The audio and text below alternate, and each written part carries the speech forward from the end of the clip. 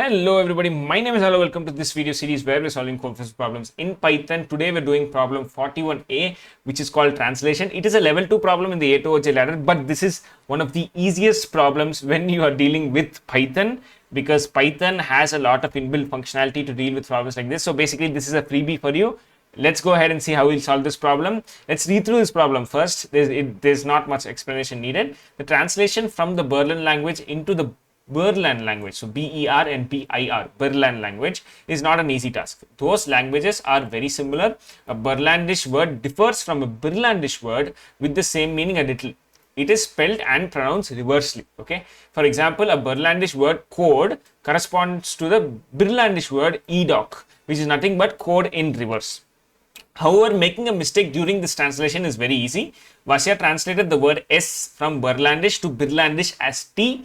Help him find out whether he translated the word correctly. Okay, so given a particular word, its Berlandish translation will be nothing but that particular word in reverse. So if you're taking a string, the reverse of the string will be the Berlandish word. Our job is to check whether given two inputs, that is the Berlandish and Berlandish version, whether that is a proper translation or not. That is, we have to check if this particular string is the reverse of this particular string, or if this particular string is the reverse of this particular string. That's it. If it is, print yes. If not, print no. Let's go ahead and see how we're solving this problem. So firstly, we have to go ahead. Let's take a string st1, and we can take an input here, and we can take a string st2 as input. Now, I hope you know about string slicing, string indexing. So I'm going to be teaching you guys about something that's very simple. I'm not going to go into depth, but how that looks like is, if you have a Python string, okay, let's print st1, okay, and this is indexing. You can do something like is2 minus 1. You can leave the first two columns empty of the colon followed by minus 1. What this will do is this will print everything in negative in that particular string. Let me just go ahead and run this and show how that looks like. As you can see, this is2 minus 1 prints the first string as reverse.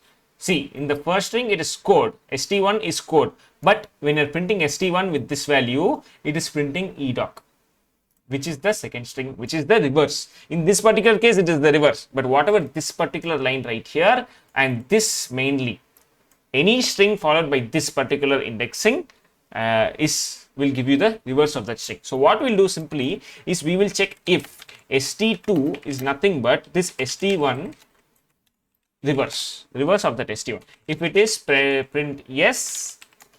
We can else print.